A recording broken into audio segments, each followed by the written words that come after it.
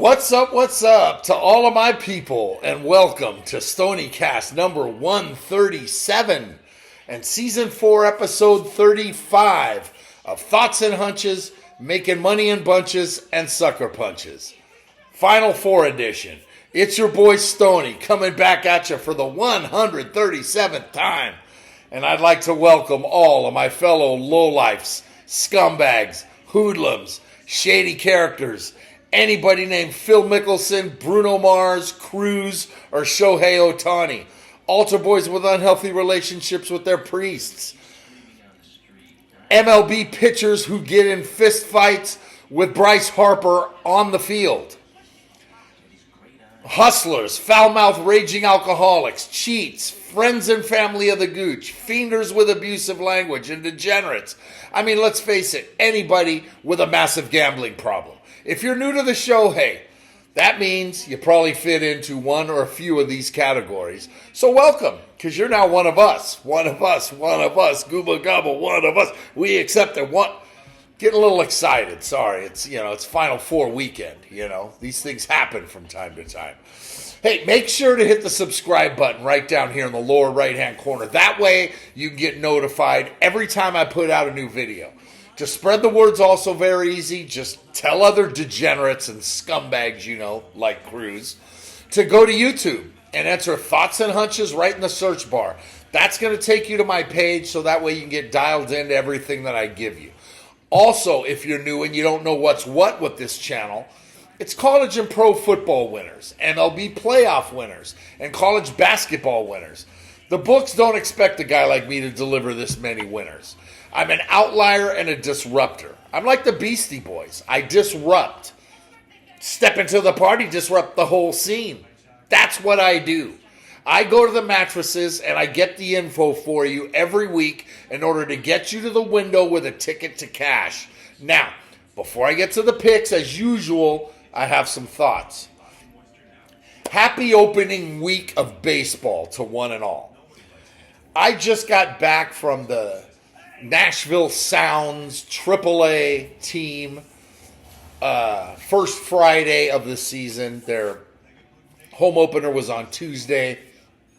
I went today in honor of the San Francisco Giants having their home opener today, which I've been to a rough estimate 35 to 40 times in my life. I've been to the Giants home opener. I haven't been there in 7 years. Miss you, AA. So in honor of that, I went to minor league ball because we don't have MLB ball here in Music City. So I went, had a great time. Froze my balls off, but had a good time. So happy opening day, happy opening week of baseball to everybody. So now you can, after the madness of March and April is over on Monday night, you can all relax and deep dive and kick back and enjoy MLB for the next couple months. Now, the numbers are in. And while the narrative is that the women's Elite 8 game between Iowa and Louisiana State, yeah, they lost Louisiana State because it's what they do. It broke the record for like the most watched female basketball game ever. I have a couple questions, all right? One, why isn't it mentioned that all 4 men's Elite 8 games beat the women's game in ratings? Not even mentioned. I understand you want to give the women their credit, and it's deserved. But it's all because of the classic narrative of good versus evil. I'll let you decide who the evil is and who the good is, all right? Nobody's mentioning, though, that the men's tournament is not only breaking records of their own, but what happened to the narrative all season long, that the women's game is more exciting than the men's. Well, that narrative's been exposed as false. But nobody on ESPN wants to talk about that because they're all in with the women. My second question is, why is nobody mentioning the fact that the women's game and all the men's games are destroying the NBA? Well, again, it's probably because the ESPN is all in with the NBA. And when the NBA Finals is being outwatched by a women's NCAA game, the NBA clearly has to see they have a problem. This actually correlates to my next story directly. Now, I've been saying this for years, at least 20 of them, that the college basketball tournament, NCAAs, is the best sporting event in the world, period. It beats everything. It's single elimination, played at neutral sites, and it's a 3-week wonder of upsets and riveting games that brings people that don't watch all season to their TVs to catch the action. Case in point, my brother used to have season tickets to the Warriors. And he'd tell me over and over and over, the NBA players are the best athletes in the world. The college game just can't compete. In the 2019 NCAA championship game, just 5 years ago, Virginia beat Texas Tech in the finals in a very predictable, low-scoring game that my brother called unwatchable because of all the missed shots. I told him I had a one-word explanation. Defense. Watching the NCAA tournament, you can't miss players diving on the floor for loose balls and playing physical. The NBA doesn't dive for loose balls, and there's absolutely no physicality at all. And as a result, scoring in the NBA is at an all-time high. The Olay defense, right? Because nobody's playing defense anymore. That's a big reason why I can't buy into the whole who's the GOAT debates in any sport. Because just like the NFL, the NBA doesn't allow contact anymore. Hell, Skip Bayless has been arguing the Jordan versus LeBron debate for 15 years. When he's not yelling at you that the Dallas Cowboys are the best team in the NFL. I mean, even in baseball, where physicality doesn't matter, the GOAT debate can't be argued because Babe Ruth, who's the Wilt Chamberlain of MLB, didn't play in an integrated league, didn't play night games, and didn't have to fly to the West Coast. Sorry, I got a little off point there, but, you know, it's just, to reiterate my take, watch an NBA game. I certainly won't. Someone has to watch it. I don't know who's watching it these days. And compare it to the Final Four and the National Championship game on Monday night. And just watch the difference in defensive intensity. It's not even close. Give me the NCAA tournament, the men's tournament, every day. I also have plenty of thoughts on the disaster that is the Oakland Athletics, but I'll save that for Stoniecast 137. You'll hear that from me on Sunday. Now, as for programming, this is the second to last video of Season 4. The last video will air on Sunday with my picks for Monday night's National Championship. I'm very proud to report to you that for the fourth consecutive year of giving you my picks, if you followed me, we all turned a profit, yet again. If you're old enough to go back to Stoney's Lock Club during my blogging years, that makes it 11 out of 12 years that we finished in the black. I mean, when you finish in the black that many times, who can sum it up best? Teddy? Pay that man his money. Yeah, something like that. You know, that sounds just about right. You know? Now, since online betting became legal in the state of Tennessee, I put X amount of dollars in it, in my account every August when my season begins. And I've always cashed out after the national championship in April, and I've always cashed out more than my original deposit.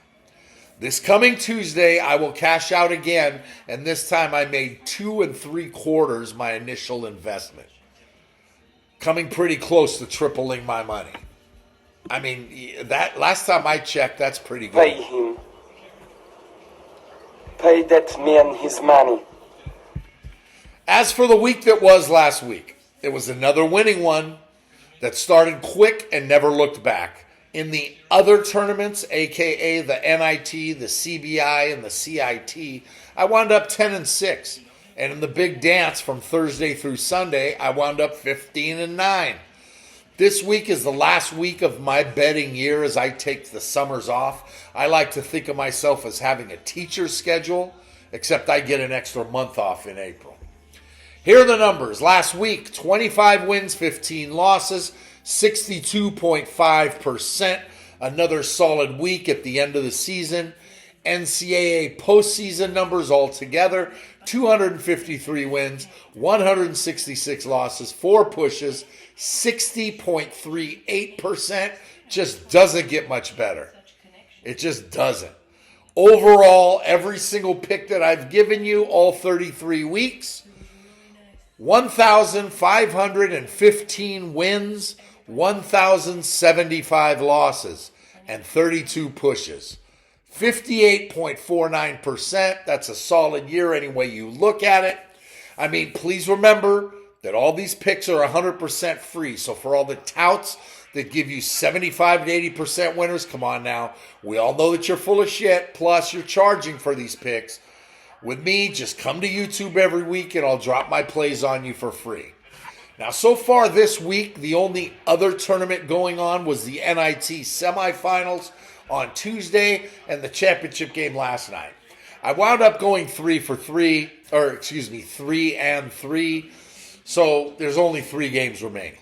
So with only 2 games tomorrow and 1 on Sunday, now's the time to bet bigger as the season comes to a close. You ready? Of course you are. Let's get it all started with the national semifinals, aka the Final Four. Tomorrow, 6:09 Eastern on TBS at State Farm Stadium in Glendale, Arizona, where the Purdue Boilermakers are 9-point favorites over the North Carolina State Wolfpack, and the total's listed at 146. Purdue rolled through the Midwest region without having to break a sweat until the regional final on Sunday. Grambling State and Utah State were crushed, and Gonzaga hung in for about 30 minutes before Purdue took them out in the Sweet 16. Then came Tennessee, the region's 2 seed, and the Vols gave Purdue all they could handle. And like I said in Stoniecast 136, it was going to take an otherworldly performance from Zach Edey to pull it off, and that's exactly what head coach Matt Painter got from Edey, to the tune of 40-16. The likely back-to-back College Player of the Year, actually, I think he was named College Player of the Year today. Edey is the be-all, end-all for the Boilermakers, and the offense runs through him 85% of the time. The key, though, to Purdue's offense is the efficiency of their 3-guard rotation of Braden Smith, Lance Jones, and Fletcher Lawyer. Purdue's bench isn't very deep, so they'll need big games from their starters to hold off NC State. The Wolfpack are becoming the stuff of legends in the last 4 weeks, as they were the number 10 seed in the ACC tournament and not even being considered for the NCAAs until they famously ripped off 5 straight wins in 5 straight days to steal a berth and haven't slowed down since. There's nothing fluky about their run either, because they've taken out some heavyweights along the way. Texas Tech and Oakland were victims of the Wolfpack magic in the first round, and they won the South Regional last weekend with wins over Marquette and Duke in impressive fashion. A pair of DJs lead the way for NC State, as the lovable DJ Burns pounds the glass, defends, and directs the offense from the paint, while DJ Horn gets to the basket or stretches the D with long-range bombs. The Pack are much deeper than Purdue, as they typically go 8 deep, but it's Mohamed Diarra, Ben Middlebrooks, Michael O'Connell. Those are the unsung heroes that play defense like they have something to prove. Maybe they do. An 11 seed has never won the national title, and the Wolfpack haven't been this far since head coach Jim Valvano's famous run back in '83. The Burns versus Edey matchup is going to be must-see TV, and I'm interested to see if NC State brings help to double Edey, or if they let Burns and Diarra go one-on-one with Edey. Purdue shoots the 3 at 41%, which makes them amazing if you decide to double Edey. Conversely, with NC State, DJ Burns is a great passer, from the post especially. So Purdue's going to need to be aware of all this. Even though I took Tennessee over Purdue in Stoniecast 136, I did say that maybe I'm just naive in thinking someone was going to take out Purdue or Connecticut when it appears as though they're on a collision course to meet on Monday night. I believe Purdue gets the W here and advances. But NC State's magic and grit will be enough to keep it close and possibly even slide through the back door. How do they do that? Take out one part of Purdue's offense, whether it's Edey or the shooters. By doing that, NC State should be able to hang around. Hang around. Sometimes that's all you need to do is hang around. Teddy? Hanging around. Hanging around. It's exactly what you need to do. Right? That's Hang around. hang around. It just keeps going. It just keeps going. The thing is that after all is said and done, like I said, Purdue gets the W. But NC State comes in, sweeps up, catches the 9, gets the cover, and I'll go under 146 with no sprinkle because Purdue wins this one. Game 2 is a half hour after the conclusion of Game 1. And it's scheduled for 8:49 Eastern on TBS at State Farm Stadium, where Connecticut Huskies are 11.5-point favorites over the Alabama Crimson Tide. And the total's 160.5. Like Purdue, Connecticut has been at or near the top of the polls all season, and for good reason. They're the best team in the nation and are trying to become the first repeat champs in 16 years. The Huskies have the luxury of not having to board an airplane in the tournament until now. A simple bus ride to No Sleep Till Brooklyn from Stores the first weekend wielded wins over Stetson and Northwestern. Last weekend, they took the same bus from Stores to Boston, and they took out San Diego State and Illinois en route to winning the East region. Hang on one second here.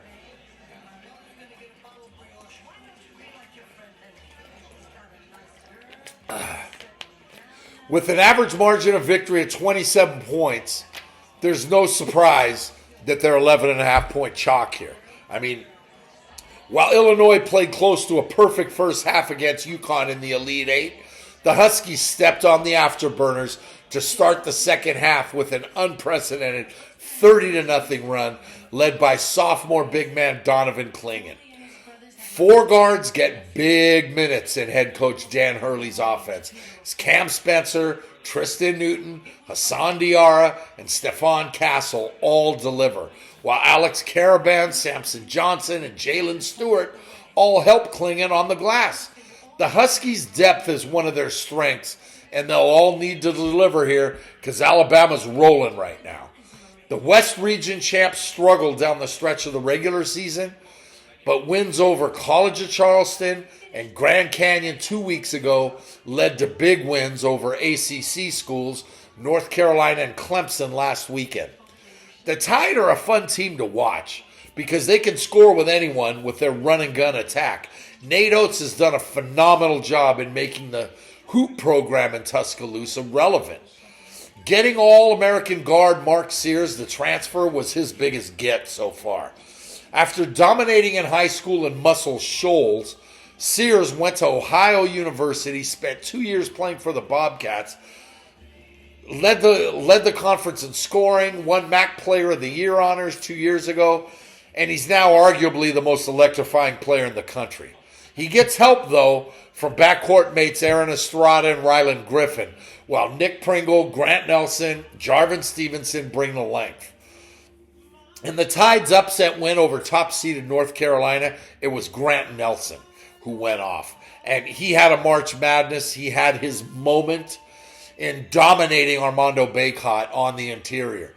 Now, he's got to help slow down Clingan and the UConn bigs because the backcourt matchup here from both sides will be interesting, and I believe that it's going to decide the game. UConn freshman Stephon Castle, he's tasked with stopping or at least trying to slow down Sears. Castle did it in the Huskies' win over Illinois when he completely locked up Terrence Shannon Jr. While I love the Tide's offense, UConn just seems to be on a mission.